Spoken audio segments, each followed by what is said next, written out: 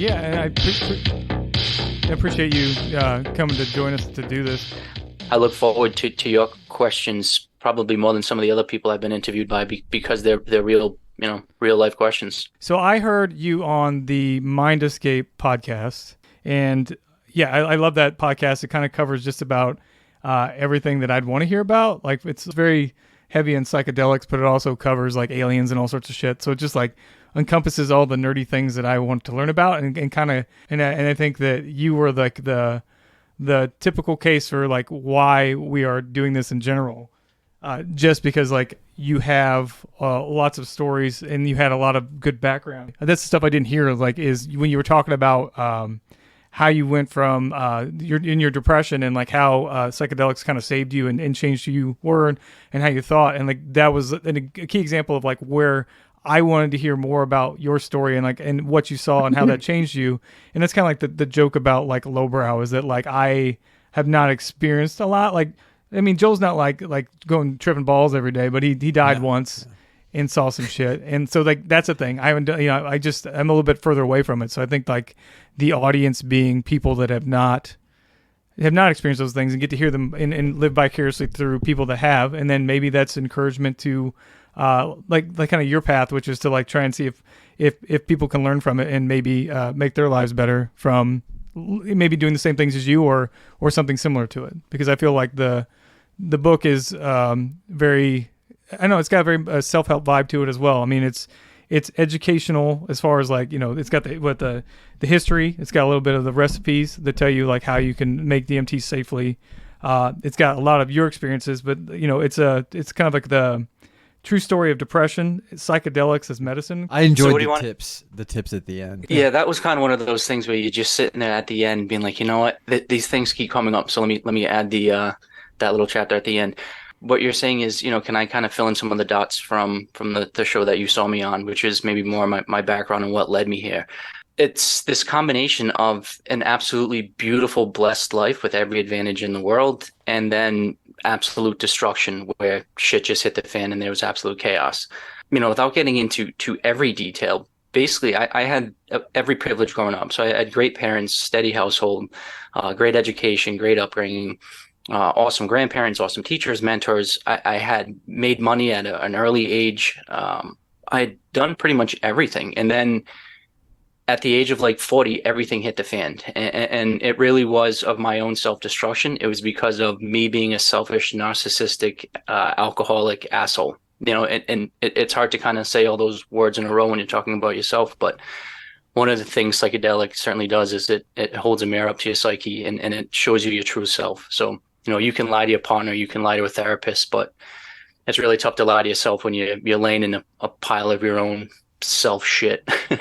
Ultimately, I had the great career, the beautiful woman, the multiple houses, and then ultimately what happened to me, and the true story. So this is some of the nitty gritty details, but I'm happy recalling it because it's real life stuff. I was sitting at my house and I got a knock on the door from the constable, and it was a guy serving me a restraining order. So up until that, I had been in a 7-8 year relationship. We had some issues, but I didn't think it was that bad at all. And so I asked the guy, I'm like, have you read this? And he goes, no, I'm just serving it. So I'm reading it, and I get accused of some horrible stuff. And ultimately, in retrospect, looking at it, I was belligerent. I was verbally abusive. I've never put my hands on anybody, but I could see where this woman had her ammo, and rightly so, and needed to get out of the toxic relationship.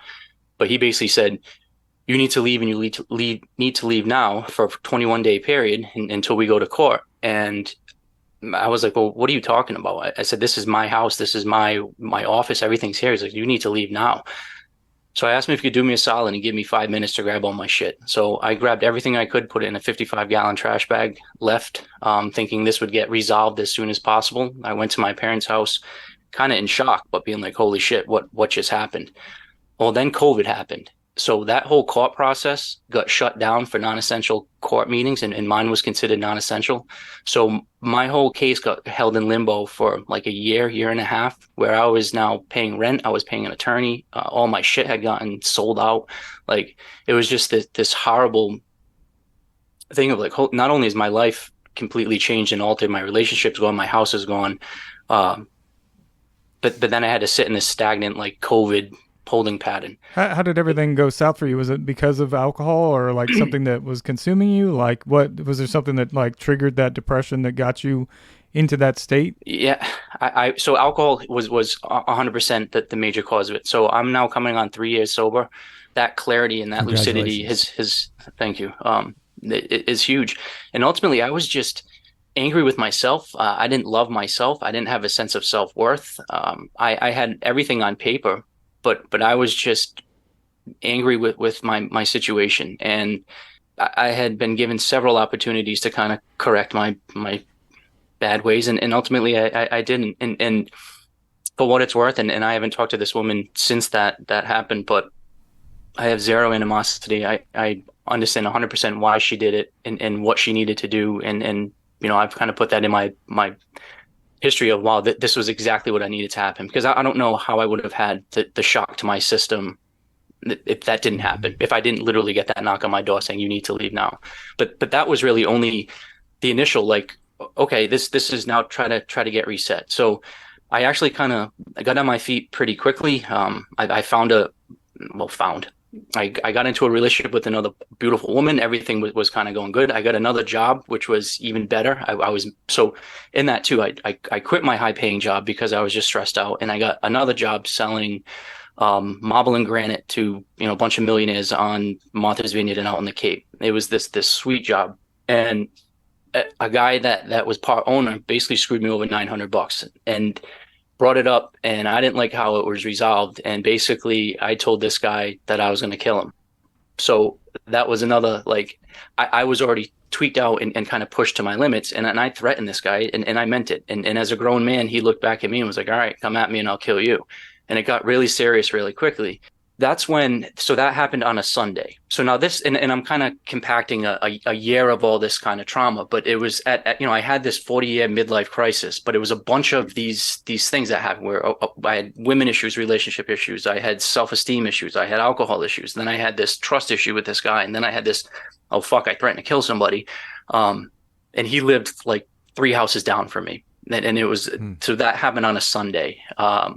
Monday morning, I woke up and I said, I'm driving to California to hug a redwood tree. And I packed my 2-door coupe. And at that point, I still had a shit ton of money in the bank. And I just said, fuck it, I'm going out on the road, and I'm driving to California. So I drove for 26 hours straight.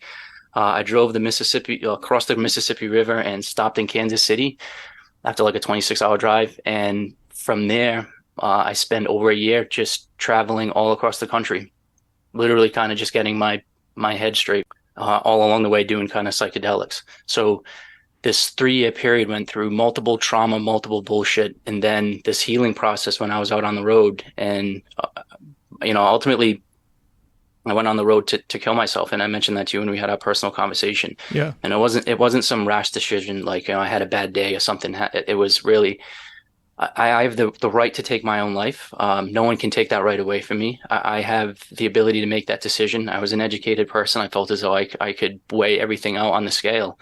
And I had decided that I was just done with society. I was so disgusted with humanity, and I was so disgusted with not only other people, but then myself, when I looked at myself in the mirror, and I was just like, fuck it, I'm done.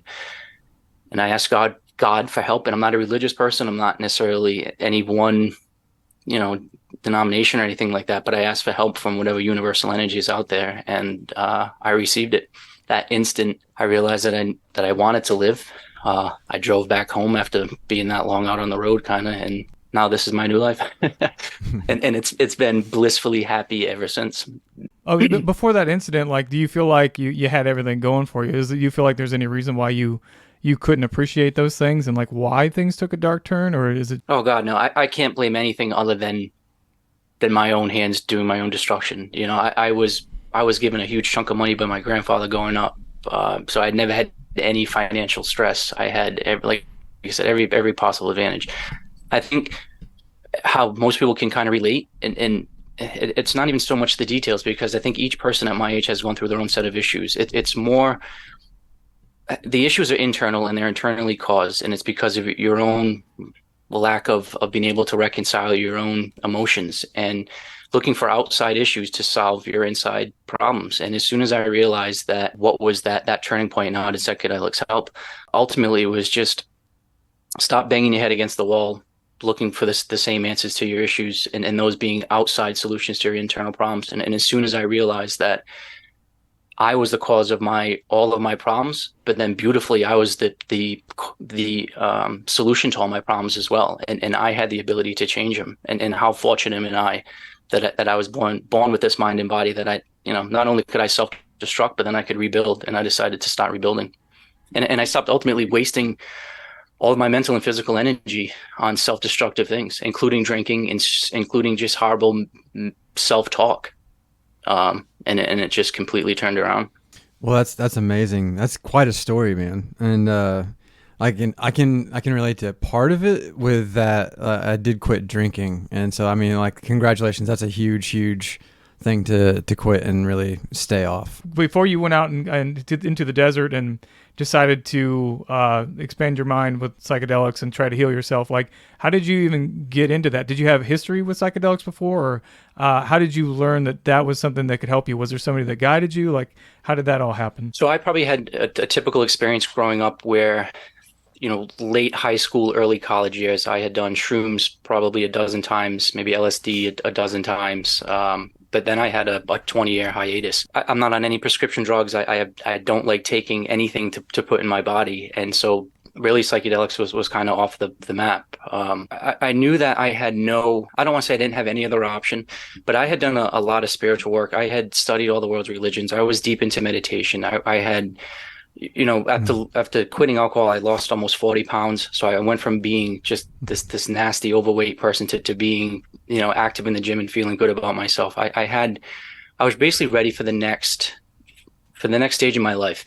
And it actually started with doing shrooms. So I had access to shrooms, and I did it, 3 or 4 times the normal dose. So typically an eighth. And then I started pushing it to 3, 4, 5, 6, 7, 8 gram sessions. Or, I'd be deep 3 or 4 hours into it, and then I'd do another full dose. And I started doing a lot of shadow work, and a lot of stuff started coming up, and a lot of stuff where, like I said, you hold that reflective mirror to yourself, and it's like you're on truth serum, and you've got God there as your witness kind of deal, and you really hash shit out.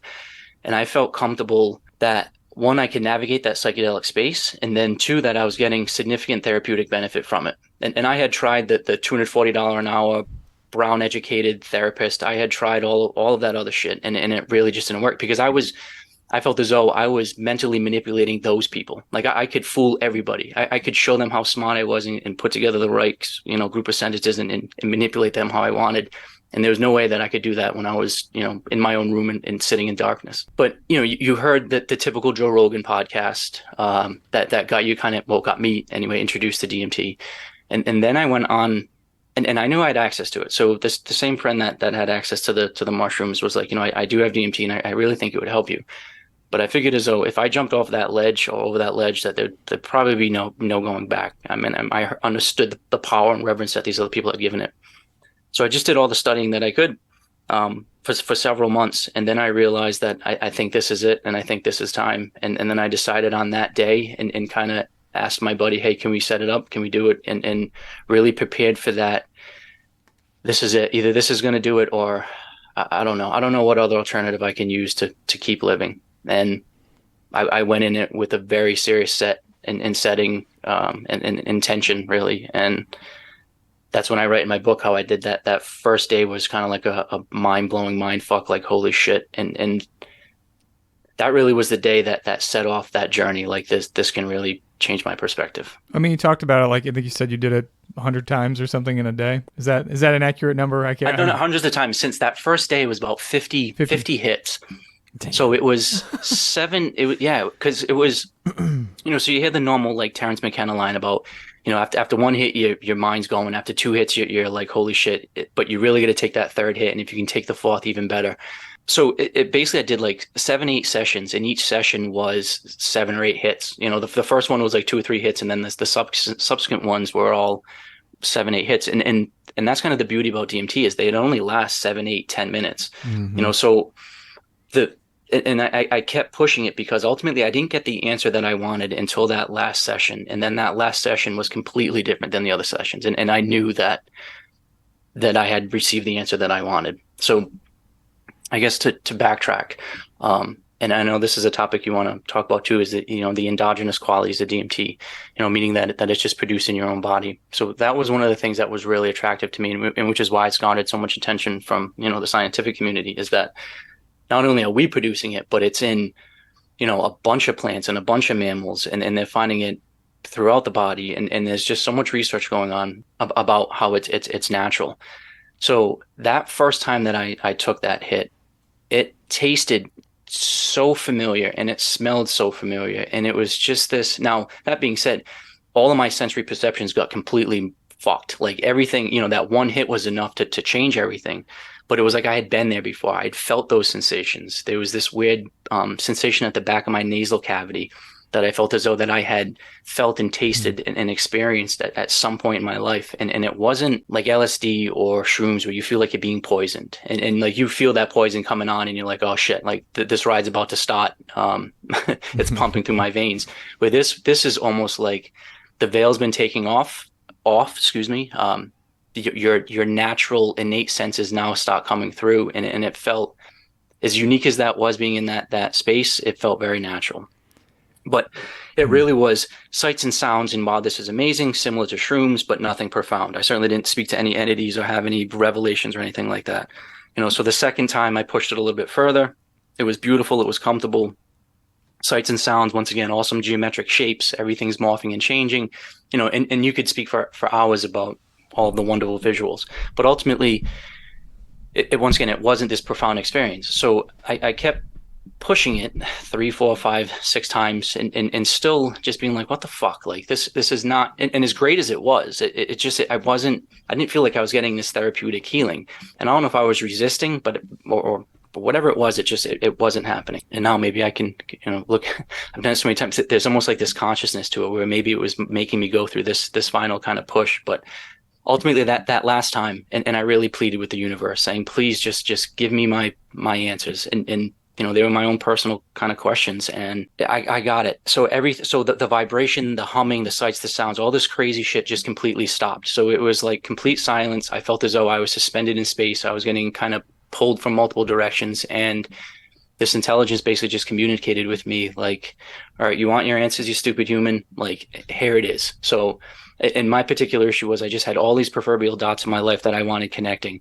And the way my mind worked is it always went down these tangential paths that tried to connect. And it was driving me nuts. And ultimately that was part of my depression and anxiety, was that I was always living in either the past or the future and not being able to be mindfully present, because I'm always trying to connect all the shit. So it was like, all right, you want to connect these 100 dots? Boom, here it is. You want to connect these 1,000? Boom, here it is. All right, now let's collect 1,000,000. And then it was like, all right, haha, you stupid human. Let's connect 1,000,000,000 and 1,000,000,000,000. And then it kind of was laughing, being like, we could keep doing this forever. And the point isn't to connect all the dots in your life. The point is to appreciate the dots and the spaces between them, and to experience them, and not to, win this game, but to really just navigate through it today, not today, this second, this instant. And I came out of it with no desire at all to ever connect the past and the future. And it really was just instantly being able to live and appreciate where you're at, because I was a blessed person. I did have every advantage in the world. I was alive and healthy, and I had all of these great advantages. And it was just clouded because I spent all this mental energy trying to connect this bullshit. Was that kind of your mindset in both those settings, that like you had to have a positive experience or die trying in a way? Unfortunately, it was more kind of a die trying. I felt as though I had almost tried every other option. And I hate to say it, and this is why one of the major reasons why I wrote the book too, was to try to help people know that there is another path. Because I know the path I didn't want to take was to take a shit ton of prescription pills and then combine that with alcohol and then just numb everything. And so many people in my inner circle and people I know have done that. And that just wasn't an option for me. And ultimately, I had a lot of people that cared about me and was just like, oh, get on this pill, get on this pill. This works for me. This works for me. Take 3 of these, 4 of these, take a couple beers and you'll be good. And that never interested me. I wanted to explore what my issues were. So yeah, ultimately that day when I went into it, and like I said, this was after multiple months of prepping and trying to get as much information as I could about the power of that molecule. Like I said, I went in with, I thought, the right respect and reverence, and I knew it had the potential to help. And ultimately, that's why my friend offered it to me. You already done the homework and read books and like knew everything that you thought you needed to do. A bunch, yeah. And it was, like I said, it was that last session, and ultimately, like I said, the hundreds of times that I've done it since then, I haven't had that same experience where everything just stopped, quieted, and it was just a very profound one-on-one download of information. Since then, and this is what led me to that UFO podcast, was since then the interactions and my experience going into that DMT space since that day has been fucking nuts. Like, just it's gone from entities to aliens to future selves to really just getting into this whole kind of near death, what happens at the end of your life cycle and everything like that. And now that's kind of when my focus is, exploring the expanded consciousness aspect of it. Well, yeah, that's kind of where we land as well. Mm-hmm. When you got to that point where you did receive the information that you wanted, and it was very different in that last session. You said you haven't really been able to get back to that sort of thing again. Do you think that had anything to do with just your intention surrounding that particular session? Or were you deep into meditation at that point in time before that one? So I think the beautiful thing about my experience is that it mirrors so many other people's experience. And ultimately there's this common thread to deep DMT sessions. And I think that common thread is it finds that subjective and personal crack in your psyche that you personally need sealing, so it's not like my experience with mushrooms is it's more like the environment's changing and yes, the walls will melt and move and shift and there's a lot of cool shit going on, but it's less subjective, where DMT is very, very personal. And I think ultimately once that crack in my ego or psyche or whatever or subconsciousness was filled, like I said, I never have to go back there anymore. I never, and ultimately maybe I haven't spoken with that particular entity or information because I'm not asking that same question, that big existential question, of like, what the fuck, what is this time space dimension we're living in? How am I not getting this? What are all my questions? Why do I have all these questions? Where now I'm not looking for that answer, maybe from that specific being. From that first breakthrough though, like, I guess, is there a way to describe, like, I mean, you said it was different, but like, how was that message communicated to you? Was it something you just knew? Would something talk to you, or like, did it just kind of happen? How did that connect for you? So that's kind of the not difficult thing to talk about, but it's how do you put words to things that are really difficult or really indescribable? So yeah. It's not like some old professor speaking English to you, being like, well, Adam, I'm glad you asked this question. Let me answer it. And in this particular case, I think you kind of have two kind of paths when you're receiving information in this space. One's kind of like this spinning mandala shape geometric patterns that's kind of like showing you all this weird sacred geometry, and it's like all just this moving patterns. But then there is the entity, the beings, the gods, the demons, the devils, and in my case, this particular being or entity. And it's weird. It's almost like a download. It's not conveying through verbal language. It's really like a software upgrade or a download or something like that, like a plugin that now you're allowed to see differently. And one of the things I'm trying to figure out and trying to describe is, how are you getting that vibrational information, and why are people coming out of this space saying it's more real than real? And my explanation is that you have your 5 normal human senses, and in a normal walking state, they're turned up to, say, a volume of 10. When you go into this DMT space, those 5 senses are turned up to a volume of 100. But then you also have 3, 4, 5, 10, 20 other senses that you don't even, I don't know what to call them because they're not they're not the normal five senses, but you're picking up on a shitload of information and energy out there, and you're just getting it. I don't, is it a microwave? Is it a TV wave? Is it a radio wave? I don't know, but it's your mind is able to receive something at a different vibrational length or energy that you don't normally get to pick up. Like an antenna, yeah, just like receiving information. Absolutely. And there's a bunch of people that have written on that kind of theory, that reducing valve theory. Huxley wrote a book, The Doors of Perception. That's a great book about how he took mescaline and kind of, and then he never looked at the world the same because it just removed all of this shroud. There's an author named Anthony Peake. He's done a bunch of work on near-death experiences and things like that. And he goes into a lot of these subjects, and it's uncanny that the similarities between DMT space, alien encounters, near-death experiences, people going into comas and coming out of comas, people with epileptic seizures. It's like we're all describing the same experience, but we're all approaching it from a different perspective. But the similarities are jarring. It's almost like there's so I think there's several layers. So you have your normal. So like I have a chapter in the book about transcendental sex and how I use DMT quite a bit in the bedroom. And so you certainly can use it and still have sensations and understand what you're doing. But you have, so you're normal, you see sights and you hear sounds and you feel textures. Well, then you have this where you're tasting sights and you're hearing sounds and you're feeling colors, so then like you have your normal senses that are now picking up all sorts of other weird shit. But then, like you said, these other senses kick in, and I think it's probably more of people are just astonished and amazed at what are they feeling. So it's not so much the other senses completely dissolve. It's more just you're surrounded by this all engulfing and it truly, like, you do have this weird vibrational hum sensation where you can feel like it's fucked, like and I'd love to get into the lab to like see this, but like you can feel the synapses popping and firing. You can feel the molecules like moving around in your brain. It's amazing to get into that space. Like I said, I'm honored every time I go into it. I feel like I'm learning something new, but it's that's a challenge, and we've talked about this too before.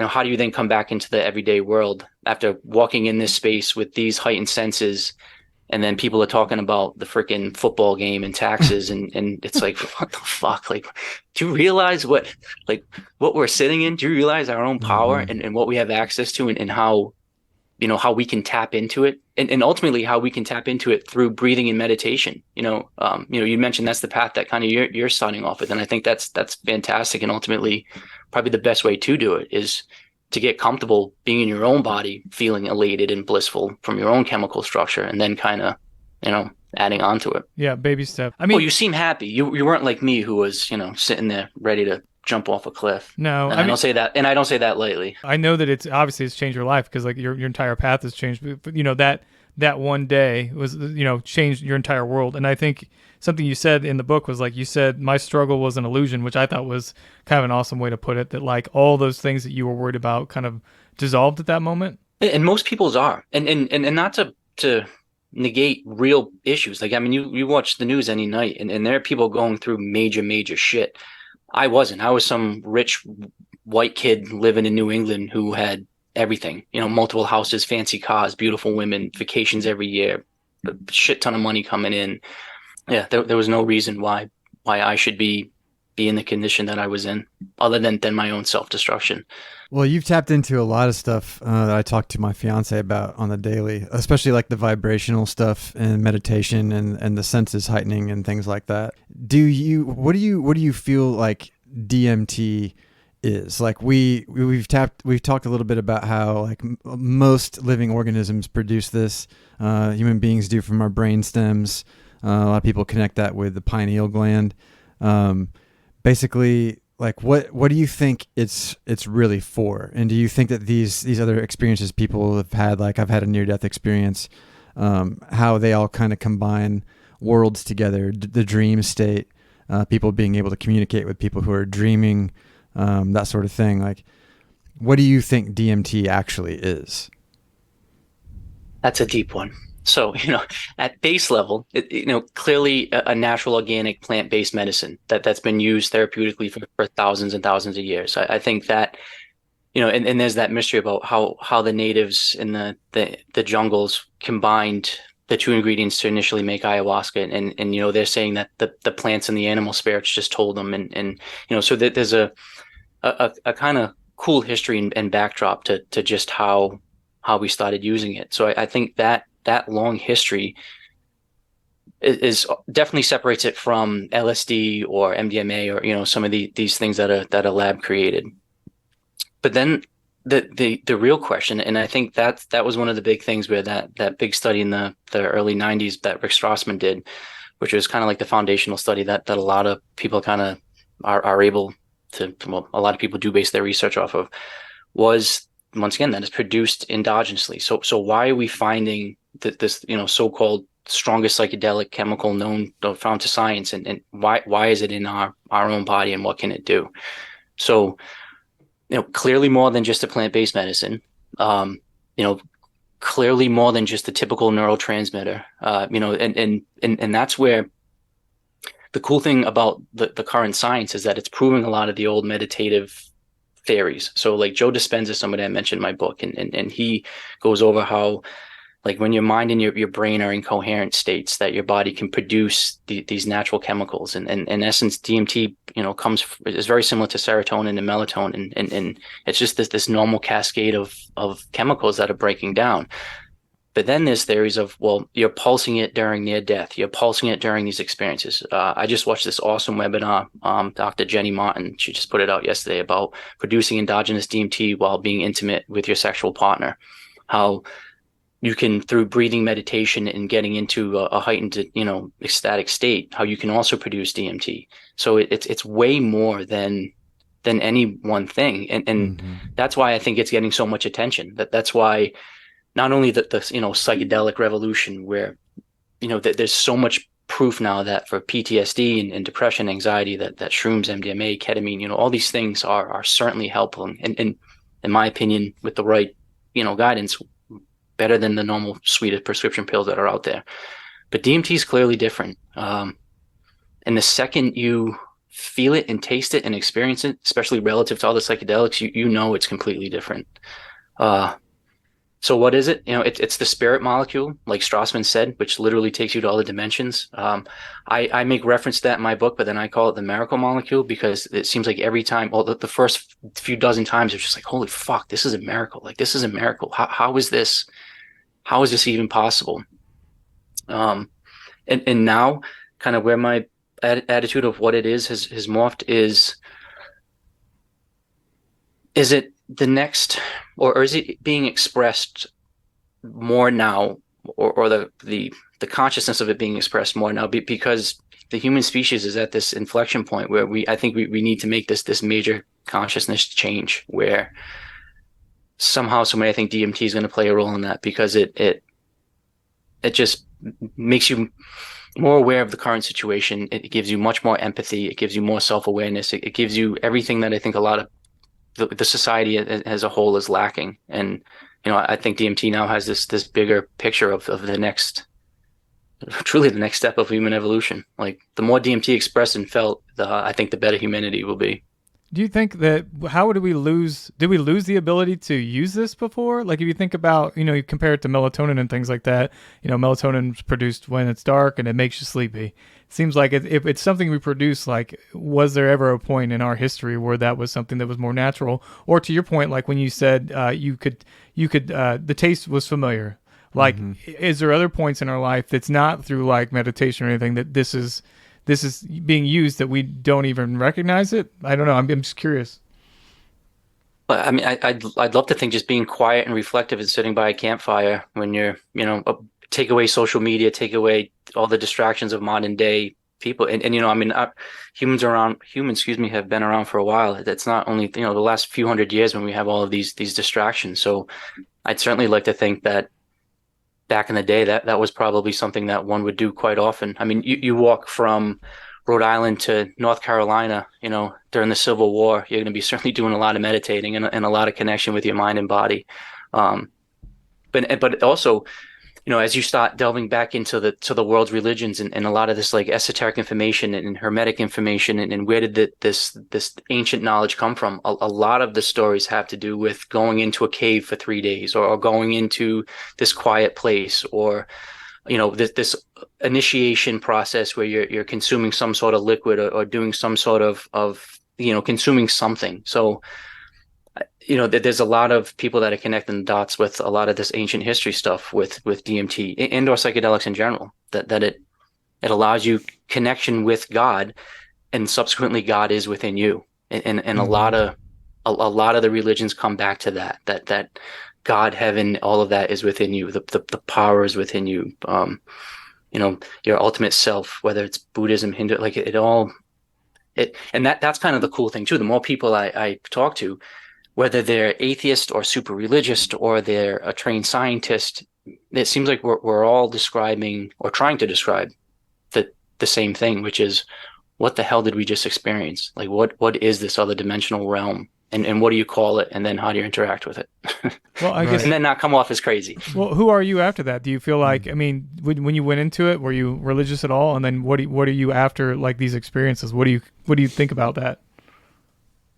My personal history has changed over the last, say, 20 years of my adult life. I went to college for almost 8 years as an entomologist. So I was working on West Nile virus in Tripoli, and I was, the typical bug geek. So it was very science and data driven. So most of my early adult life, I was atheist. I didn't think you could be scientifically sound and have a religious bent. And I was raised as a Catholic, and I'd say of all the religions, that was the one that probably resonated the least with me, just because the shit that they try to push down your throat.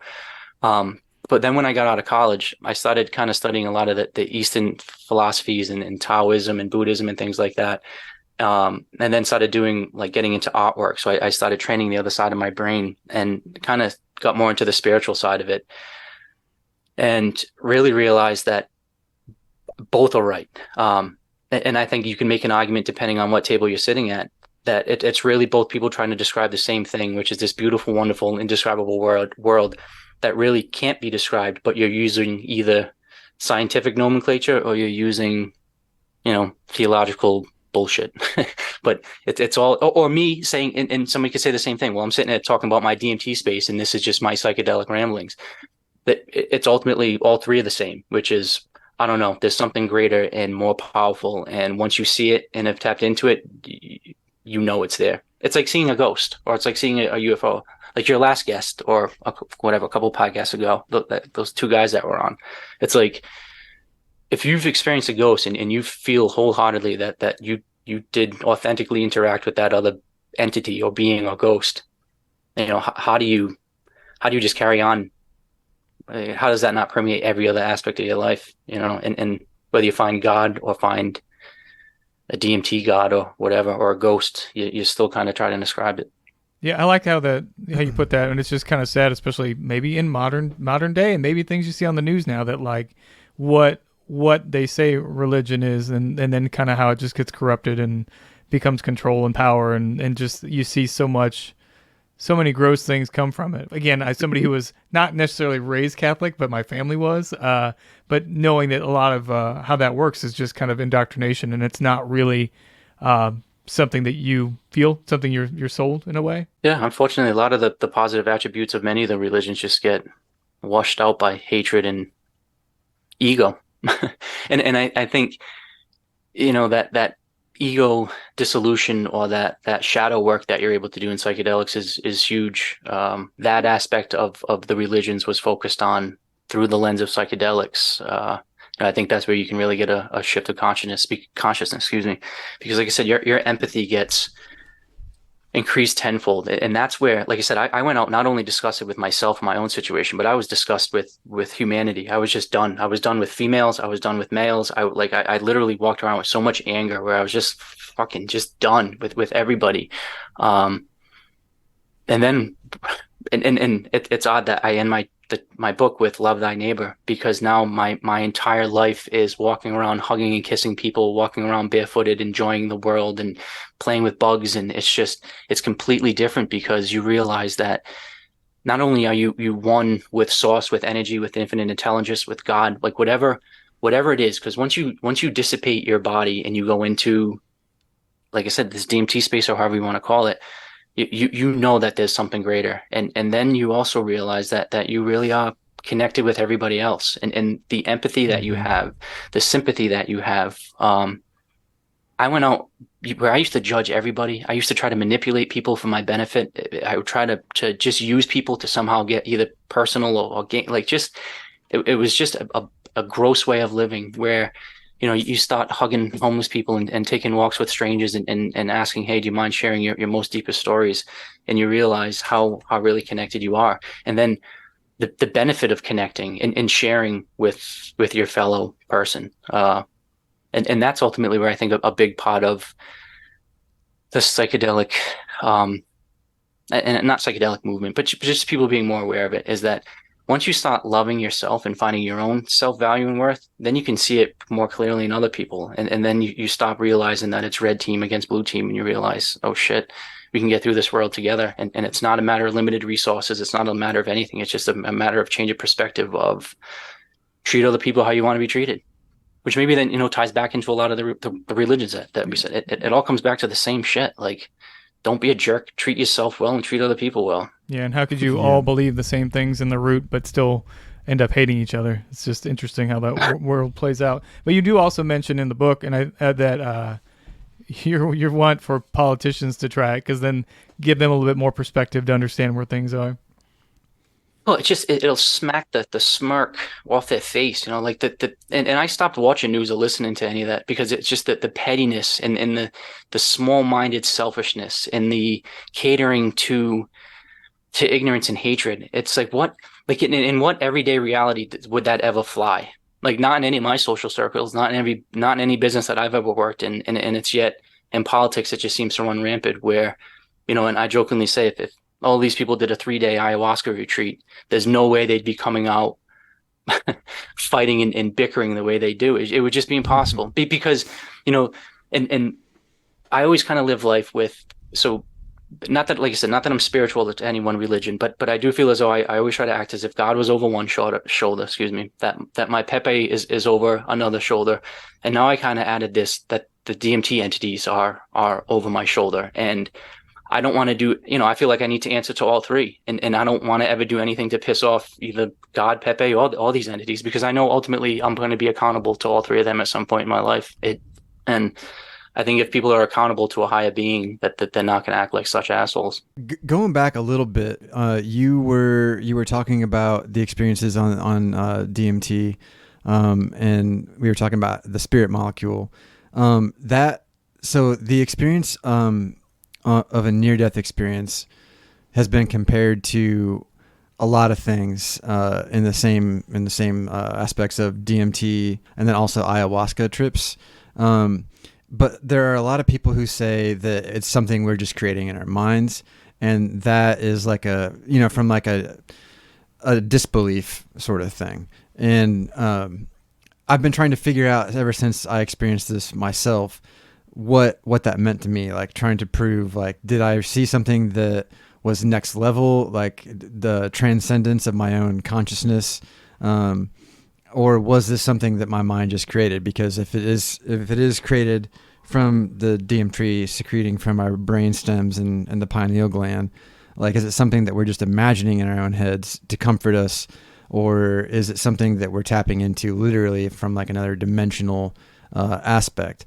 And I kind of like landed on that more so, especially from talking to other people and their experiences on other things that aren't even including DMT, like with acid and mushrooms, sometimes kind of tapping into the same sort of thing. Not quite as much like you were saying earlier.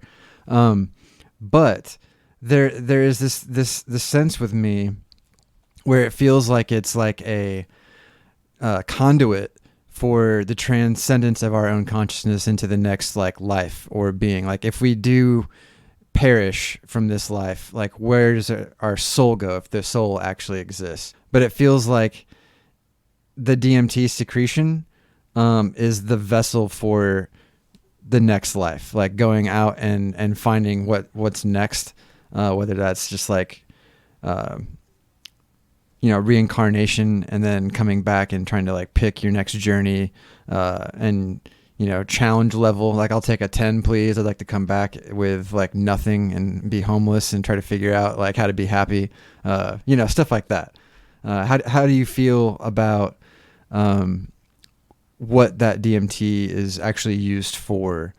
Yeah, is it real? I mean, I guess that's kind of ties into that, right? Like, yeah. Yes. No. So there's a lot to unpack there, and this is where I would reference, some other people that are doing research in the field. So there's this guy called Andrew Gallimore, who's, a trained chemist, neurobiologist, like, the guy's kind of in the lab doing the actual work.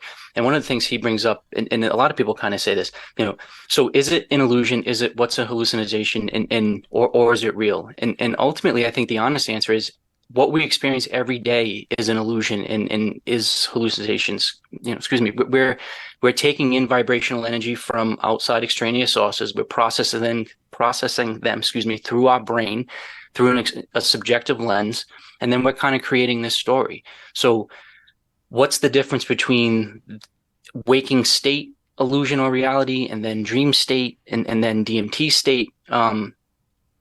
Whether it's just created in our own minds and it's just this reaction due to some chemicals, or kind of, I think what you're asking, is it being received from some outer thing? Like is our brain this receiver and this antenna, and we're picking up outside energy? I don't know the answer to that, and I don't think anybody can definitively say. But I think he comes to the same conclusion that I would come to, which is it doesn't matter. Like, either one is mind blowing. Either one is like, holy shit. Because if I'm picking up this outside information and energy, and I'm talking with spirits, gods, and demons, and I'm doing these downloads, and all of this crazy shit's happening, and it's outside of me, that's amazing, and that needs exploration as far as we can go. If this is happening inside my brain, and this is all within my DNA, and through somehow my evolution has programmed this into my body, then what is the evolutionary advantage of having that? Is it based on any prior experiences? Why the fuck is this happening to my brain? But then how is it so common to other people and having their experience? So right. if that's the answer too, it's like, holy shit, that needs further explanation. And so, the answer is I don't know, and I don't think it matters, because both are incredible. A lot of it with the near-death experience, somebody had said that like it's something we evolved into, and that's why we have them. But then somebody's like, why the fuck would you evolve into something you can't? If you're dead, there's no real way to Darwin that back into our bodies. So like, why do these things even occur to us? Well, there is. Oh, touche. Go on, my friend. Yeah. That's why you're here. Well, yeah. Well, and this is where that, once again, how do you not sound so crazy? But you start going down these rabbit holes and start learning from people that have dedicated 15, 20, 30 years of their life to doing research and compiling it. And then there's a lot of young guys and women in their 20s and 30s that are doing this incredible research at Imperial College. And there's a few in Canada and in the US where, they're trying to figure out what this state is.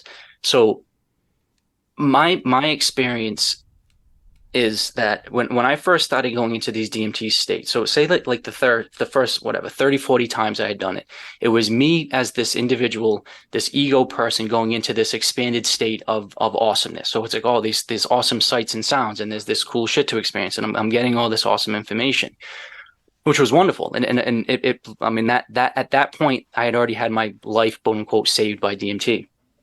But then those experiences started changing into me being explored. So I would smoke DMT, I would go into this DMT space, and then I felt as though I was getting explored, that I was getting examined. And this kind of ties into the UFO and alien abduction thing, where it felt very similar to, I would go in and they would be like, oh, he's back. Here's this crazy human that keeps coming back into this space. And then I felt as though they knew that I was safe, that I was comfortable, that I was going in there with the right intention. So then I felt as though I was getting welcomed back. So then there was several 20, 30, 40 times of me going into the DMT space where I was going, and then I was getting shown spaces. I was getting shown where like these things lived. I was getting shown like the younger versions of them. It was all this crazy shit that was happening. I felt as though like I was an animal at a zoo. So I would blast off into DMT, and then instantly I was being examined, that was mind blowing. But then that recently, within probably a few months, then kind of changed into this, Well, what's examining is somehow me. It's somehow me and my future self. So in a different dimension, in a different time, in a different somehow, some way. So that's where it never felt, it was very invasive how I would be explored really, but it was never painful. It was never belligerent. There was never any ill intent that I felt as though behind it. And, I've kind of now come to the realization, or what I feel as though it's almost me exploring myself from a different dimension. Or so how does that tie into near death? Well, because we don't ever die. When we do die, we're still just being recycled. That energy is still going on. I've spoken with my future self from whatever the fuck it is. Like, is it a different time? Is it a different dimension? Is it different? And that's where you got to be careful talking about like physics and mathematics about where you're, how and what you're interacting with. But it felt very comfortable that, hey, Adam, it's me, it's us. This is the normal part of your evolution, and you're doing good. Like, we're just kind of checking in. So it's this whole cycle of, I think you get pulse with DMT, or people experience that pulse of DMT during near death, or even just most traumatic events. People have time stopping and slowing, and people have all this weird shit that happens. It's because I think it's you're getting close to dropping the veil of getting connected to your true source, to being comforted with the fact that you're moving on and that there's something greater than, and that's one of the things that I think is also common, that most people lose their fear of death very, very quickly when they experience DMT. Like I have zero fear of death at all. Not to say I look forward to it, but man, because I've already seen myself in the future. I already know that this is just a very small blip in my true span on this, whatever. Yeah, that's not even Earth in this universe, because Earth is way too little. It's really cool, like the fact that people are starting to tap into this more, without like the natural versions of it. Like when we're born and when we die, we naturally secrete that, and that's normally the only times that people ever experience it, unless we're doing DMT or taking ayahuasca or forcing ourselves into these things or having a near-death experience. We don't really get to experience that transcendence. But yeah, I agree with everything you just said. I feel like it is just like the next thing, The cool thing, so for like Eric, who if you haven't experienced something like this, the cool thing is it's being backed by science. So it's not just me, it's not just Joel, it's not just my buddy saying this, or some meditative monk sitting on a mountaintop who's been doing it for 15 years being like, oh yeah, through breathing and meditation you can become enlightened, and it's really being backed by science and being tested. That there's all these studies where people are being hooked up to monitors that monitor electromagnetic waves and things like that, where you can see your brain getting into different wavelengths and getting into lower states, and whether it be super high vibrations where it's like buzzing and humming, where it's like, holy shit, like you're taking in this just high stream of information, to almost stopping where you're almost like in this dead hibernation state where your mind's not doing anything, where it's like deeper than REM sleep, but when your mind's doing that, the physiology of your body changes, and it changes by doing several things. And my understanding of how I read the literature is that DMT is part of that natural pulse. And like I said, that beautiful webinar that I watched yesterday was just adding to that, where not only through quieting your mind, connecting everything together, breathing, meditation, but then also through a desire and an intention to have transcendental sex, that you can also produce it naturally through that. And it's just, so to your question earlier, what is DMT? Man, I don't know. It just seems every research study, everything coming out, seems to be just something more and more and more. Yeah, and we were talking before about they're putting people on IVs and they're trying to map the space. And like, I guess for somebody who's never done it, doesn't understand like what it means to map a world in DMT. So one of the beautiful things we keep talking about is about the endogenous quality of DMT, but the downside of that is that your body does metabolize it very quickly. So that's where, when you smoke the crystal form, it lasts 7, 8, 9, 10 minutes because your body breaks it down very naturally. We mentioned earlier about ayahuasca being 2 ingredients. So if you just drink or eat just straight up plants that have DMT, you really won't feel anything. You have to add another ingredient, a monoamine oxidase inhibitor. Basically what that does is it allows your body to stop the breakdown of it, and allows you to experience the DMT sensations for longer. So, that's kind of, you do just break it down very naturally, easily, quickly. But I wanted to go back to when you said gods, demons, angels, and spirits, because I think I mentioned that, like, I was curious what you meant by that, and then kind of what you saw and what led you to believe to label these different entities and things that those titles that we're more familiar with. So, and I think this is what gave me confidence speaking to the other guys, saying, you do interact with alien entities, and alien just being, in my opinion, out of this world, not from Earth, and not generated from our five normal bodily senses. So when you go into DMT, just naturally you're going beyond all of those things. So what you do experience is by definition alien. It's certainly not from this planet. Now, using those terms as far as angels, demons, entities, I guess it's because they really do convey a different ambiance, I guess, or a different feeling each one. So, and I think that has a lot to do with set and setting as well. So every time I go into anytime I've ever done DMT, I always try to pray and meditate for 15, 20 minutes, a half hour before, with the intention of asking specific questions. What am I trying to get? Is it love and relationship related? Is it shadow work related? Is it, future related? All of these things. But you do seem to get that archetypal feeling from things. So there is the grandfatherly, comforting energy that's there to show you wisdom. There is the gestury, cartoony, haha, we're going to joke and show you this. There is the archetypal mother feeling where it's very nurturing. So that's what, that mother ayahuasca and that you hear about. And, so when I say I have interaction with angels, I feel it's because it's a feminine energy. It's very light. It's airy. I've had, and then some of it is more, one kind of experience. And I can honestly say too, I've never had a bad trip during all my so people that are potentially scared and nervous. I've never once had a bad trip. Now I've come out with self-realizations that were hard to grasp, and I've came out with some information that wasn't all that easy to deal with, but I've never been like chased by demons or had any belligerent energy come towards me.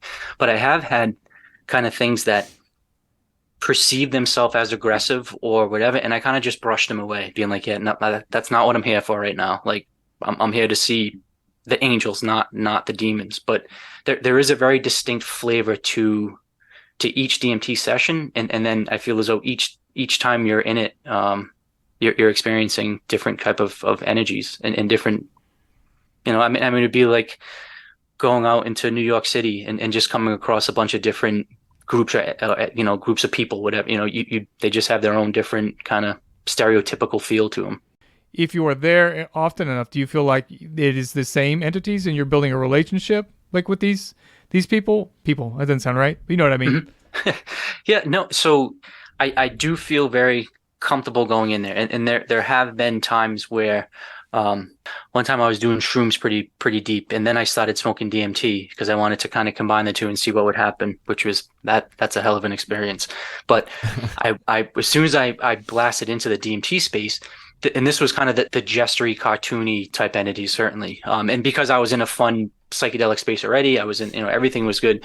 And it was, he's back. And he brought shrooms, and they were all excited that I brought shrooms back and that, but not like for them to take, but I brought my mind and my consciousness to the space, but now it's even more colorful. It's like I brought my body back, but now it's got shiny disco lights coming out of its head, so they were excited that I came back even more, more fucked up in the head. So there is certainly some kind of familiarity that you experience. But then also I would say, and I get asked this quite often too, about, do you ever get comfortable doing it? And is it ever easy? And is it something where you just kind of can nonchalantly do where, all right, so you're some psychonaut, you've done it hundreds of times, it must be super easy, right? You're comfortable going into space.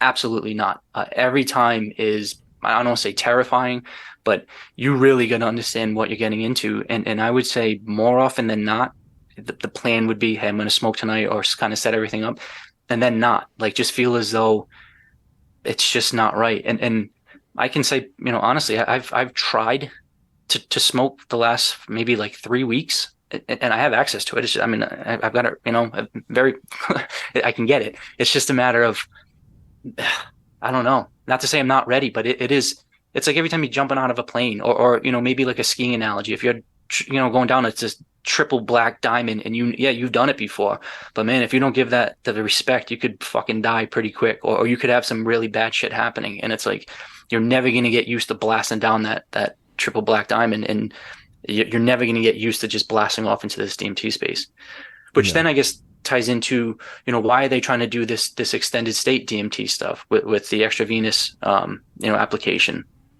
because you do, it's almost like by the time you get there and come back, unless you have some time warp thing where you think you're there for years and years, and that kind of happens too. But typically you come back so quick where it's hard to kind of put it all in perspective.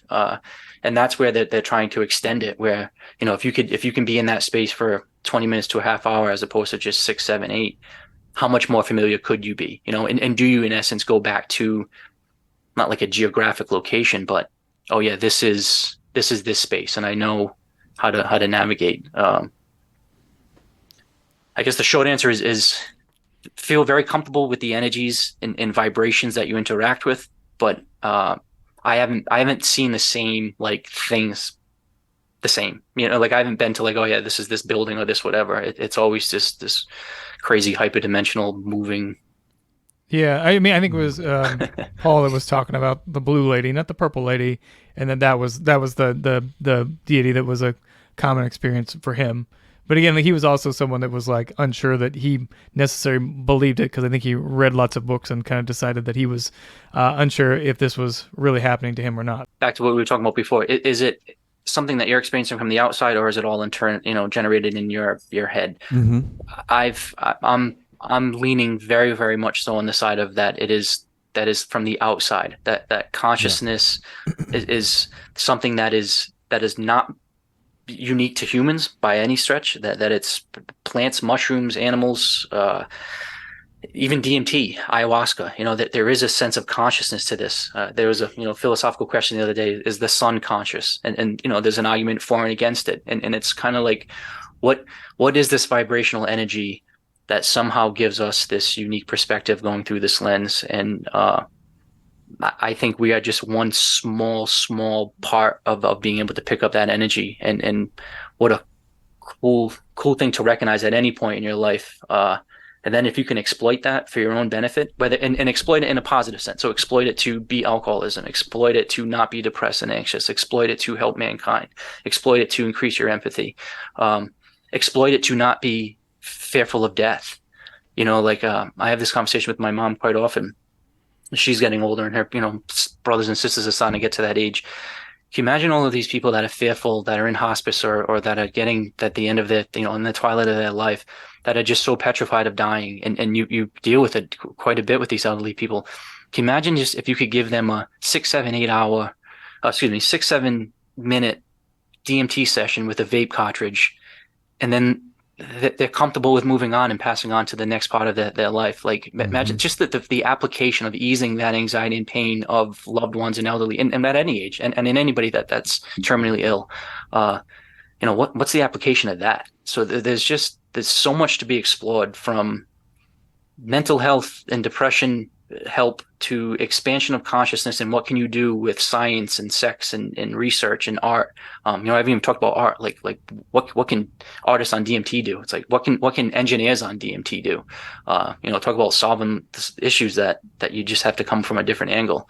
But I think that comfort of we're one with the universal source, that when we die from this particular body, we certainly move on, and there is a continuation of our consciousness. It's just a super comforting feeling. And if I'm right or wrong, or if it's bullshit, or hey, you know what, DMT just warped my brain and fried it so much that this is what I'm thinking, that's awesome. Either way, because I'm living in a blissful, content life that I'm not worried about the shit that 99% of the people worry about. Have you read that CIA document about the Gateway experience and done the hemisync meditations? No, is that like the Moreau Institute and stuff like that they were? Yeah, where you can get your alpha state. The two hemispheres of your brain. Yeah, so they do like binaural wavelengths, and so actually, I just reached out to Moreau Institute, and the vice president or whatever wrote back to me, and So he was interested in the book. I sent him the book. He was saying how they don't plan on doing any psychedelic research, but then I kind of wrote back being like, well, you kind of already are. Like it sounds like what you're doing is producing endogenous DMT. And there's no question in my mind that whether it be breathing meditation or something as simple as just different frequencies on the sides of your brain, physiologically, your body is producing this chemical. I can almost guarantee it. And that was one of the things where I kind of proposed, like, man, could we look into this? But sorry, not to cut you off. I'm slightly familiar, but not fully. That's kind of where I was going, though, is like, so it's sort of tapping into that world and astral projection and lucid dreaming and all that kind of stuff, where the states and the dimensions sort of connect together. And the stuff that I was reading in that document, and then I'm just starting to get acquainted with it, so to speak. It really feels like if you could do both, because there's like a turn it on and then there's a walk down to turn it off. So like if you turn it on, you're still like, I've been to where it's felt like I didn't really want to move any muscle of my body, but I still could. So could I get up and change it to a different thing or do DMT and before I turn it off, before he comes back and walks me back down, 10 to 1 or whatever on the countdowns. And it's binaural beats that are going on at the same time. So if you're wearing these headphones and then you were to do DMT, I wonder what kind of experiences you would actually have. I would love to know, and yeah. I'm willing and open to dedicate myself to that. Well, and then so that's using, sound vibrations in different frequencies. My understanding is there's also through light, like I believe it's called like the Lucia light is one of them, where, and they say that like if you're driving in a car and the sun's going through the trees and you're driving down the highway, like just that flashing, almost like seizure inducing flashing lights, that you can get into this psychedelic, basically DMT state, through a set frequency of flashing lights. So I think there's several ways to get to that state. And man, I hope we can study it all, because how cool. So, I guess for the people that don't want to ingest it or smoke it or do anything quote unquote illegal, there are ways certainly to get that feeling. And I can say, and as my girlfriend just actually walked in, I can say that I've experienced it through breathing and meditation quite often, as well as we've been in the middle of intimacy and we both look at each other and we're like, what the fuck? Like how you're smelling it and tasting DMT clear as it, and there's nothing in the room. It's not close at all. And it's naturally coming out of you. Like it's coming out of your pores. It's a cool, it's a cool thing to study. The holotropic breathing, you've done that as well. And that's something that's giving that same familiar feeling. Yeah. So there was the video that I remember doing. It was called, get high on your own supply. And I was like, oh, that's a catchy phrase. And it was like a 20-minute video of this guy who was like, oh, let's go through this. And, I figured, why not? Like I'm into meditation. I've got the time. And after so if I hadn't smoked DMT prior, I would have done that exercise and been like, wow, this is great. I feel great. I feel elated. I've got a lot of oxygen going through my brain. Clearly that's what it is. This is good. This is helpful breathing. The fact that I had smoked DMT, relatively recent prior to doing these breathing exercises, the second that I started getting into that flow of breathing, there was that same smell, there was that same taste, that weird nasal, back of your nasal passage feeling. And it was like, I started kind of chuckling to myself, being like, like this is like, you really are inducing this natural feeling. And it was the same taste and smell as if you had, taken a hit of the pipe and it was that resin, or, was still in your mouth. It was crazy. And once again, that's so familiar and comfortable. Is mind blowing as the effect is, it is very comfortable. And I think once again, that's why you hear these alien abduction encounters, and they're not fearful. It's not like they're hurting them. They're not like, it's this very natural sensation where it's like all of a sudden you're the shroud and veil has been removed and you're seeing how the universe really operates. And that's your true essence. That's your true being. You're 70, 80 years that you're on the planet, and this body is not your true essence and not your true being. And you feel that and sense that. And I think DMT is part of that process to get from here to there, or to go back and forth, or whatever it is. It's definitely helps Well, it's like grease when we when we the talk wheels. about psychedelics as medicine, it just seems like that if there's anxiety or an easy way, I don't know if it's an easy way, but to like start exploring and starting to kind of open up, that would be a safer space to start with. Again, to like your point, it's easy, it's legal, and it's just being in the mindset to be able to do something like that. Oh, I 100% agree with that. And I had probably one of the best compliments that I had from a buddy that read my book when he got through it, and he goes, you know what? He goes, I don't ever want to do DMT. He doesn't do any, he doesn't drink, he doesn't smoke, he doesn't do anything. And he goes, I have no desire to ever do this. And he goes, I read this book coming away from, you don't have to do DMT to reach the state that you've done. What you need to do is come to grasp that, be comfortable in your own skin, to look within for your solutions, don't look without.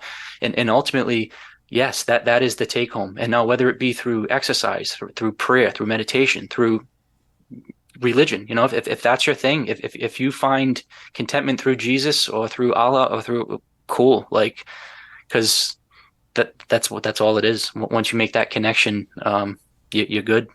That's kind of where I was going with it. Like, so if you take like gravity as being like the fuel for like hyperdrive or whatever like that, then DMT that we produce and every living thing produces is like the source for transcendence, or just being, continuing on that infinite recycled matter. Like if everything is infinite and continuous, then that is what drives that force. And we just now starting to realize and tap into it and understand it more as like a source of something, not just something that exists when we are born or when we die, that we're kind of tapping into when we really get down to like the nit and grit of why we're here in the search of existentialism, essentially. So, and then tie that in with what they're learning with quantum physics and breaking down of how, time and space is really, they're saying it's doomed and it's an illusion, and that the smaller and smaller you go, that like gravity breaks down at a very, like, it's not some far-fetched point where gravity starts breaking down. So then so what is the base of reality? If it's not Newtonian physics and it's not Einstein's theories, and it's now kind of morphing into this weird quantum physics realm of, holy shit, what is this vibrational energy? And I keep kind of coming back to that because you stop putting a term on it, and it lessens its power, but it's something way greater than what we're experiencing. And like, I think DMT kind of dissolves the dimensions of space and time, so you can go back and forth, you can travel into these other areas that are certainly there. And then, like I said, that's where this getting into the science of it is really cool, because I don't think I've ever read one new thing coming out or one new theory where it's like, oh shit, that contradicts my experience. It all seems to be like, oh, that's just another feather in the cap, so to speak, to be like, oh yes, like that is how we've been taught, we meaning, the last 100 years, how science is. It's I think we're due for a foundational shift, where it's that kind of like, for a while people thought the world was flat, and then instantly it was like, oh shit, no, it's round, and everything foundationally changed. It's like, well, if we're not based on matter, and it's more consciousness and energy, and we're just part of that field, that's going to be a huge shift. And I think it's happening. Like, and they've like come and said also like schizophrenia, they've said that schizophrenics actually produce more DMT naturally, and that's the reason why they're channeling with they're literally going in and out of dimensional stuff and talking to other people or talking to other dimensional beings or whatever. And then in the indigenous cultures, they're typically the shamans and the leaders absolutely. of those environments. So they're just completely misunderstood, or just not able to really process all the crazy shit that they're seeing or experiencing, and nobody else can, because they're not on the same plane of existence as them. And so it makes sense why we're like, oh, there's a negative connotation to that. You probably need to take medicine to cure that, rather than like embracing they're the geniuses. the light and that darkness, Yeah. I mentioned him earlier. So that guy, Anthony Peake, he's got a book, Opening the Doors of Perception, which is a play on Huxley's Doors of Perception.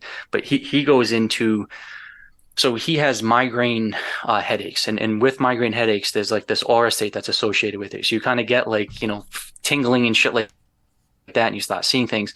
But then he was studying people that have epileptic seizures and temporal lobe epilepsy, and then so like you're saying, schizophrenics, and this whole spectrum. And he says on the Huxleyan spectrum, based on giving Huxley the credit for that theory, that these people are able to tap into different things, and they're not stupid or lesser than or quote unquote retarded or any of these derogatory terms. It's like, no, these are blessed individuals that have access to increased senses.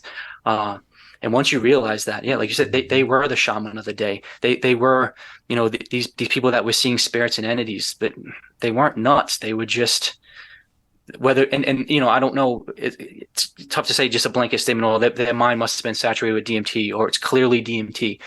Whatever it is, it was naturally induced, and your body, the human brain and body has the capability to go beyond.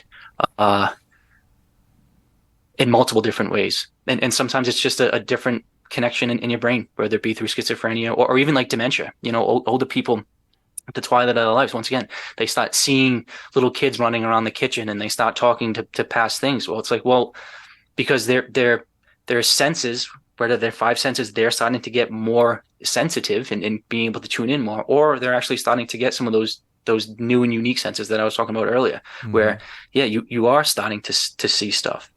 And then, like you said, you tie in the guest that you had the other day. We spent 14 years studying ghost stories, and it's I think there's evidence out there that there is this, once again, energy, vibrate, whatever the fuck it is, it's there, and it's beyond this realm, and there's a lot to it.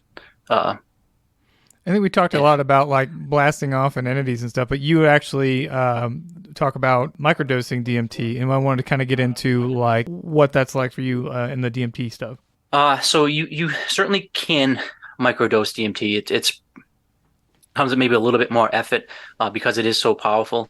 But I guess two avenues. One would be ayahuasca. So in my book, I make I have recipes for DMT brew, so a brew to drink. I think that's pretty straightforward. It would be like drinking alcohol. So if you drink one beer, catch a buzz. If you drink 12, you're going to be pretty messed up. If you have ayahuasca, and I microdose ayahuasca quite a bit, where you'll put, a shot or two in your coffee, or put some in your smoothie, or, with the intent of not taking a full cup and going on this 8-hour journey to see God. It's really just, all right, I just need to kind of mellow out. So the liquid part is pretty straightforward. The crystals, as far as smoking it, that's a little bit tougher to microdose, because even a small amount of pure vapor will get you pretty altered. But I think there's a couple ways around that.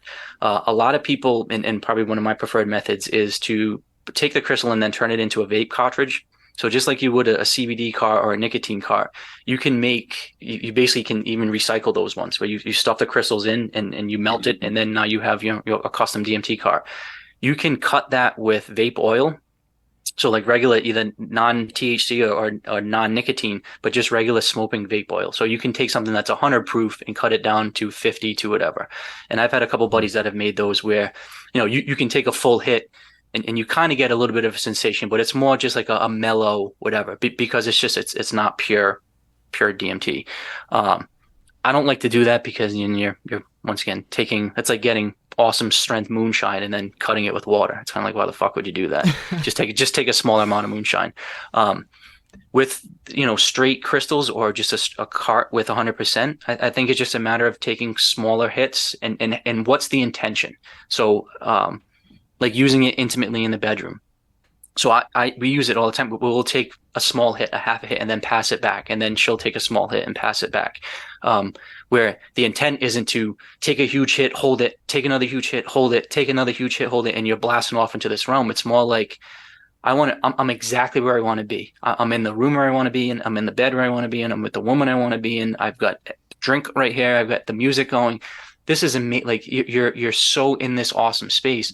And it's not this, hey, I have this therapeutic blast off I need to do, or fuck, I have this big question that I need to work out. So if the intent is, hey, it's a relaxing Saturday night, I'm exactly where I want to be, I'm going to take a couple puffs, it can turn into a transformational night, without it being completely mind blowing, come out journaling, writing everything down, being like, oh my God, I've got to start a podcast. It doesn't always have to be like that. Go ahead. You know, the vape pen is a nice way to do it, because otherwise, you know, you can make it as a crystal, and if you put it like over, you know, a little bit of tobacco or a little bit of weed, it instantly melts and turns to basically like wax and oil. So it's tough to kind of use just the regular crystal. So the vape pen is nice because, you know, you can even turn the battery higher or lower on these vape pens. So, you know, full amperage is going to give you a full blast. Or if you just even turn down the battery power, you can kind of milk it a little bit easier. So you can do it. You know, in my travels, there were a couple of cities where I would get out of my car and walk around town and take a whack or two and then go find ice cream. Yeah, that's kind of what I was asking. Like, it's like, you know, it's especially in a world where now, you know, weed's pretty much legal everywhere. Let's like do DMT and just do your daily thing, like go to the mall. I don't know. It's interesting to play out that way, because I don't think most people see it the same way as a medicine, because they see it as like the entities and blasting off. So that's why I thought it was important to talk about that you can do it in smaller doses and still get the benefits. And again, to your point that you said earlier, that it's something within you and it's natural. So it's not like the dirty feeling of eating mushrooms or something. It's a little bit more clean, you would say? Yeah, very. There's no hangover. There's no residual. Like I said, so I mean, there would be mornings where I would do it in the morning, and then, you know, a half hour I'd be going to the gym and completely like it gets flushed out really quick. And that's the beauty of being able to integrate the knowledge that you get from it. You know, so like if you were to spend a whole day doing LSD or shrooms, and it's going to take a whole day, and then kind of like the next day to recover and kind of be like, oh shit, where with this you can blast off, come back, have all this intense information, figure out what it means, kind of, you know, try to integrate it as best you can, and then go right back in and be like, all right, well, now I'm going to ask this part of it. Or, well, that makes sense. Now I'm going to go back again. And there's been, you know, a lot of times when I do it, when I'll do it several times in the same night or session, because you're able to, like, you're almost like you're there. So using that analogy of snowboarding or skiing, like you're already geared up, you're already at the top of the mountain, you've already got the ski pass, you've already dedicated your brain to taking in all this crazy shit. So fuck it. I'm just going to do it 3, 4, 5 times and try to get what you can out of it. I'm going to definitely make it based on the stuff that I'm learning from you, and then treat it as like Super Mario. I'm going to play the game all night and all 8 levels, you know. Even you just saying it with that genuine smile and with that genuine intent, it's probably going to be an awesome experience. And that's really where the setting and in the environment and what you're doing it for. So could you use it for a rave, to go to a party and to go to a concert and to have it be recreational? Yeah, it's an amazingly powerful molecule. And I think it can be used like that, as long as you're not disrespecting it and talking shit and handing it out to everybody, you know. But if the intent is to really to explore life, like no, I had a guy the other day who one of his close buddies, him and his wife, convinced they saw an alien, like literally, you know, saw that the ship like came blasted off, like they've been talking about it, they can't explain it. And this guy was, you know, he was like, I just wish I had an experience like that. He goes, I just wish I could believe, like almost kind of saying like, why the fuck am I left out of this party? And I was like, you never want to push DMT on anybody, and I never would, but I was like, well, you know, spend a weekend with me, and I guarantee you will be believing in aliens, gods, demons. Like there's no question in my mind that a breakthrough session of DMT and you'll be, you can't unsee what you've seen. And then once you've seen it, it flavors every other aspect of your life. But in my case, it flavored everything in a good way. All of my relationships are more fulfilled and meaningful. All of my communications are more genuine. My connection with myself is so much greater. Sounds corny, but for somebody that was in literally a drunken, like depressive, suicidal hump and mess of shit, like I wake up every day so grateful. Every night I go to bed and I say my gratitude. I'm so content every second of the day, and it's I don't want to say it's because DMT. Now, you know, you have to put in the work afterwards, and it's certainly not some panacea or you know, you take this cure-all pill and everything's good. If anything, it shines the light on your bullshit even brighter. So it doesn't make everything go away. If anything, it's like, oh wow, I've got a lot of shit I got to deal with. But you know clearly what that shit is. Not spinning your wheels dealing with shit you don't need to deal with. You're spending time on the real stuff that needs to be addressed. That's amazing. And I like how we talked about it should be something that's at the nursing home, and it can make you, I don't know, it can make you appreciate things, but it's just almost sad though if that's the only experience you get, because if you had it the earlier you have it in life, I'm not condoning it for children's use. We're not making children's DMT, but the earlier, or maybe it's just when you need it, that can be so life changing. But But think what they pump up with these people. Like, I mean, they're pumping Right. morphine into these people. You know, people that are doing chemotherapy. People, it's like they're putting some hardcore, like real legit chemicals and pumping massive doses to negate the Yeah. symptoms, but not address the cause. Where a natural and you know, you mentioned you may potentially make it. So that there's several online companies that you can ship that will ship you the product because um, they use it for closed dye. So most of the stuff that you would get, it's Mimosa hostilis, and it's a root. So it's this really pretty purple brown color. So you can buy it as you know, as a root and make it very easily. So it's like I just don't understand how that's somehow frowned upon or shunned to offer somebody a natural plant-based medicine that can literally be extracted from bark, but yet they're gonna pump in, you know, Right. like just these things that make these people zombies. And I've seen it. Like I can't stand going into hospitals and hospices and stuff because it's just like, what the fuck? Now, as opposed to seeing some guy laughing his ass off because he's talking to some jester entity because he's tripping on DMT, being like, yeah, whatever, Charlie, I'll see you soon. Whether it's all in his head or not, what a better way to go out than nervous and anxious and scared. Like Yeah. you will not For be sure. scared about death. Well, 100%. it's Halloween season, so everything just makes me think of probably my favorite movie is They Live with the great late Roddy Piper. Love Oh, that movie. shit. Where it's just like, but that's probably why they don't want people to be awake. They don't want it's the obey and consume and the control and all that goes away. I think if everybody has the same attitude as you do, right? So I watched that movie prior to doing DMT. So I watched that during one of my tattoo sessions back in the day. That movie is perfect. Like it's kind of like those sunglasses that they use in that movie are like DMT glasses, and it really is just that obvious. Where it's like, oh shit. But with that comes the power to change, right? So I guess that's kind of the thing is get enough of those pairs of glasses on people, get enough, and whether that be through psychedelics or through prayer, meditation, whether just through self-love, love of, I mean, there's a bunch of ways of getting those proverbial glasses on, but man, there's a lot of people that are just brainwashed by the shit of society, Yeah. and it's horrible. I mean, I personally almost got crushed down by it. And that was kind of one of the reasons why I felt compelled to write the book, because it's like, if I could get crushed when I had every sense of like I said, every advantage, but not only that, I mean, I was cocky, arrogant, conceited. Like I was walking through as a pretty brash 40-year-old guy. I mean, I was the guy that had the confidence, and if I could get smacked around this hard by the world and be broken by the world, man, what about the lesser people? What about the people that don't have the parents, that are working 3, 4, 5 jobs, that didn't have the grandfather that gave them a bunch of money, that didn't have the love of a woman or a man, that didn't, like, I can't even imagine the emotional weight that these people go through. And that gave me the confidence to share the rawness of my stories, because it's like, you know what?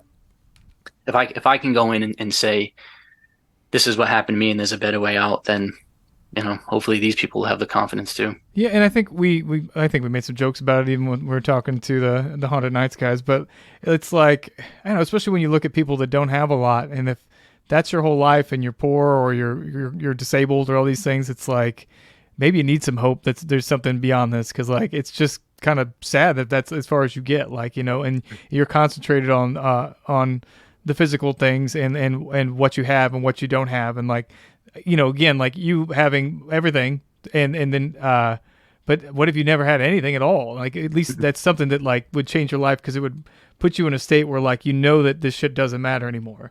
So it's almost like that's probably the best people to have it. I don't know.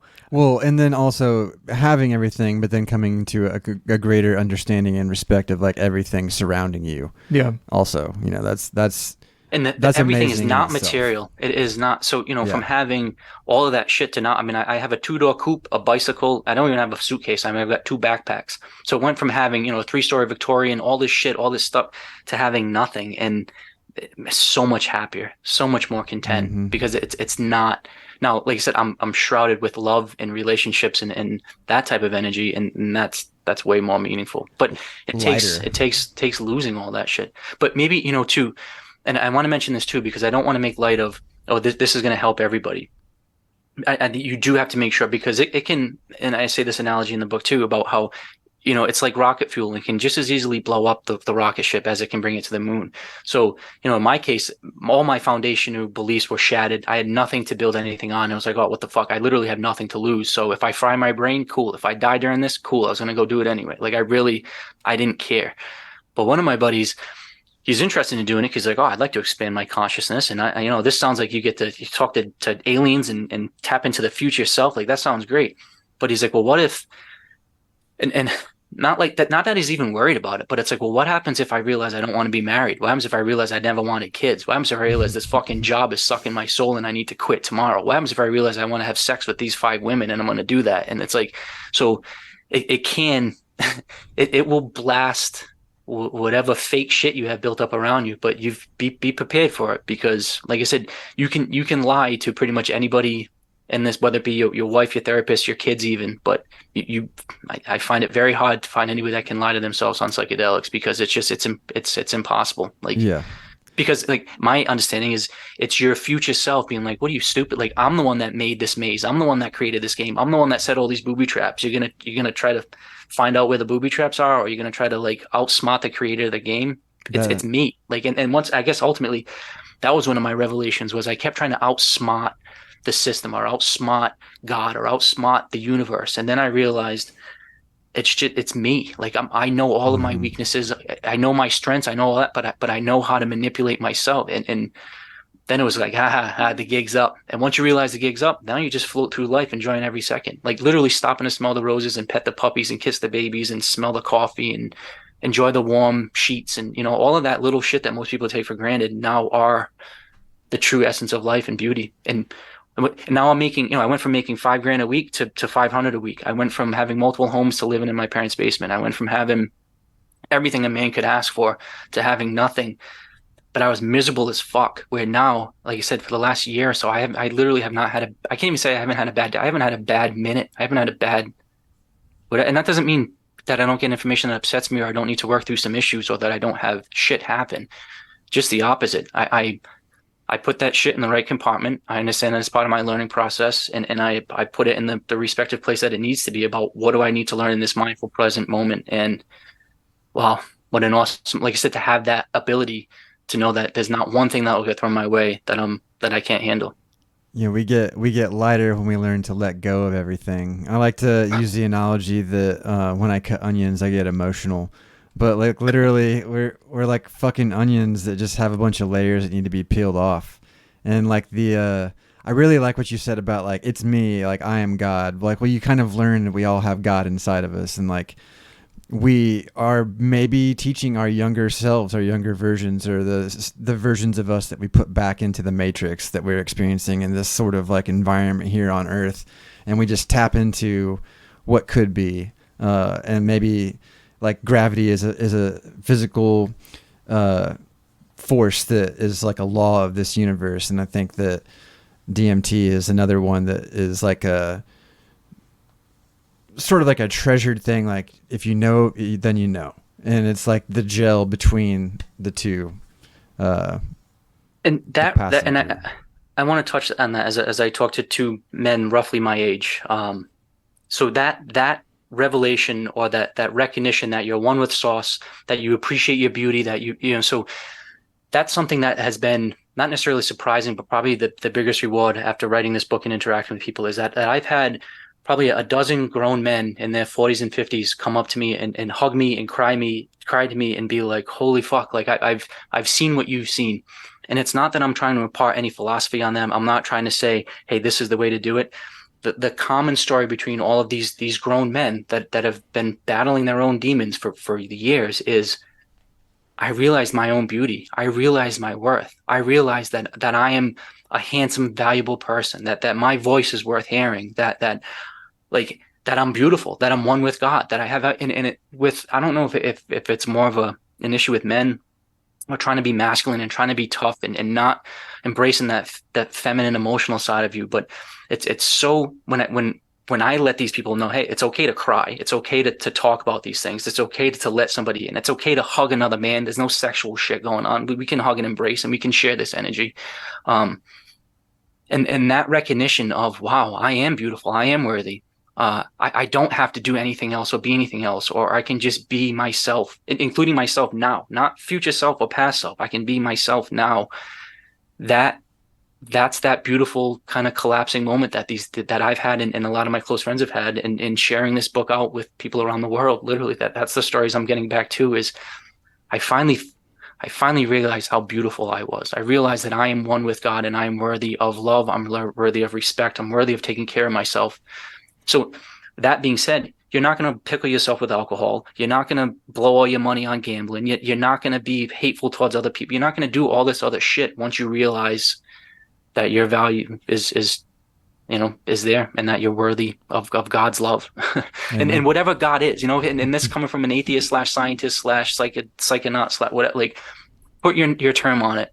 Call it what you want, but yeah, you're one with everything. I like that in the book too. You have like you have an open door policy in a way to, like, for people to reach out to you if they want to talk. So it's kind of cool that you've included that so if people want to find you and reach out and share their stories or whatever, it seems like you're open to that. Absolutely, because I know it takes one person at the right time to say the right thing where it can change you. And it happened to me. I had, and some of them are strangers and some of them were close loved ones, but sometimes you just need to hear the right words. And if talking to me, whether it be on the phone, whether it be through an email, would help somebody see the light in their darkness, or if they ever have a question of, fuck, am I worthy of being here on this planet and should I live? Absolutely, call me. Please do. And I'll convince you 100% that your energy is worth being on this planet, and that your unique light needs to be shined. I use this analogy, and I think it's relevant as we probably start wrapping up the interview, about what DMT can really do. And my girlfriend and I use the analogy of plaque. So I think just as humans get older and older, just dealing with society and going through the world, you just get all this proverbial crap and bullshit caked up on you, whether it be deceit, with dishonesty, just all of the stress, the social media, all of that crap, where not only are you not allowed to express yourself naturally and express your own inner light, but you're not able to receive the light of the universe or God or whatever. So you're crippled with this buildup of plaque. What DMT did for me was completely blast away all of that plaque. So not only now could I express my own beauty and my own light and my artistic ability and my creative side and my loving side and my feminine side and all of that shit. Now I can receive the light of the universe because I don't have any of that plaque. Now, I am by no means a perfect man, and I've got a lot of growth I still need to do, but I'm not self-sabotaging by the plaque that I added to myself. And then I didn't give society and other people the power to add plaque to myself. And once you realize that, it's almost like you've got Teflon on you, where the shit that weighs most people down, I just brush off and say, cool, what can I learn from it? But I think, like I said, there's several ways of blasting that plaque away, but I see it now. I see a lot of people just covered and shrouded in plaque, and what a better life they could have. What a better husband, what a better wife, what a better boss, what a better employee, what a better dad, what a better mom that you would be if you just got to express yourself truly and naturally, but then receive the grace of God and the universe and all of that. And yeah, that's how beautiful for you to see that as the world turns plastic. Yeah, well, I'm glad I saw that at this age. But you know what? I'd like to think the younger generations, I've got a 20-year-old niece and a 13-year-old niece, and I'd like to think that they're seeing through the bullshit and the facade of this crap. And they're starting, like, you talk about racism with them, or you talk about, hatred, and it's not even part of their vocabulary. Like, they're not racist. They're not homophobic. They're not judging people on their skin, or like they seem to have a better connection with the whole. And I'm hoping that that's the trend. And then, I was one of those people that were adding darkness and ugliness and nastiness to the world. So, it's easy for me to sit here and be like, oh yeah, shine the light. And I'm trying to give hugs and kisses to everybody. I was that asshole that would walk into a room and make it dark. I was that person that would make people feel uncomfortable. I was the person using my intelligence and my power for ill. So I'm not saying that I'm above it all. I'm just saying, like, that caused self-destruction, and it literally caused me with everything to almost kill myself at 40. And I think as a society, it will kill us off too. It's because it's a self-destructive path as opposed to an enlightening path. And I think there's a next evolution of humans that are slightly more conscious and aware of their power and their beauty. Like you two beautiful souls. As I say that to two funny looking middle-aged men. But it's true. It's like, what the fuck? And you should be able to say that and say it comfortably because it's true. Yeah, if any of that stuff lives, it's because it's just being taught. And I think that the more that older generations are enlightened and learn more, then the easier it is to get rid of. But yeah, I feel that way with my kids. They weren't raised with the same bigotry, and whether it was from family or from media, like that just doesn't exist the same way it does. And I think that's when people are slamming things that are woke, which is not something I normally talk about, but it kind of ties into that. Like the people, we can't do that and care about people's feelings. But I think the more that happens in the media, and the more kids are being raised seeing that, the more they're comfortable with everything. So it's not like I'm necessarily endorsing that, but because I don't like to get into that, but I find that to be kind of interesting, like how maybe that's part of why it's changing, because they're seeing more of everything, and it's more inclusive, and it's not what it used to be like when we grew up. It's okay to cry, like you said. Yeah. It is. It's good. Crying doesn't mean negative or bad. I mean, I share tears of gratitude all the time, and I mean, songs will trigger it. Every morning I say thank you to the sun. I mean, it's a kind of, that's my morning routine. As soon as I go in and I have an odd statement. I say "Hola Ra," which is, I know, Spanish and Egyptian and mixing a bunch of shit, but like just to appreciate, like, oh man, this is it. I have love for the solar energy that's keeping me warm. Like, I don't know. And then that just goes into everything, to the squirrel that you see, to the bug you see, and even to the asshole sitting in front of you at the market. Like before, where, not that I'm some big tough guy, but I'd be waiting for somebody to piss me off so I could challenge them or do something, or like whatever. Where now it's just like, you know what? Let me pray for this guy and let me give him an energy of love, and just, I don't know. It's corny because I don't necessarily put off that energy. Well, I do put off that energy. I don't look like I put off that energy, but it's nice to walk through the world as somebody that dissipates the shit as opposed to adds to it. Yeah.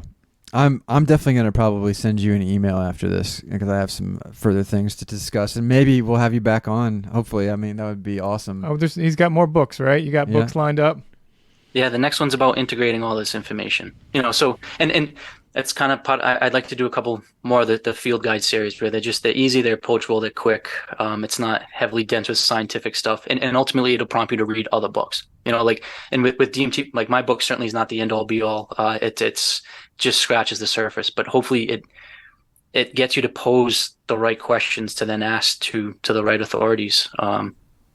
But like I said, the feedback that I'm getting from other people is my story isn't novel. It's not unique. It's very, very common. And I think maybe just what I have the ability to do is just share my rawness and not be ashamed of it, because I've got nothing to lose. At this point, I've lost everything.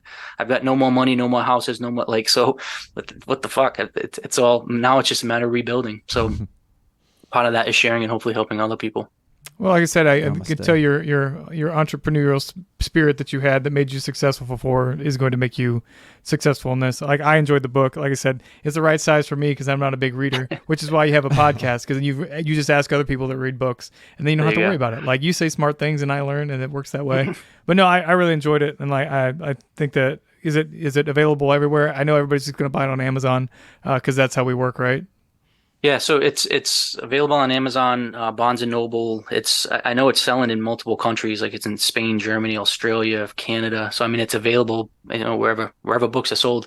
I'm just actually recording an audio book this week, so I've got this like homemade tent in my bedroom right now that I'm doing an audio book version. So that'll be out probably in a week or so.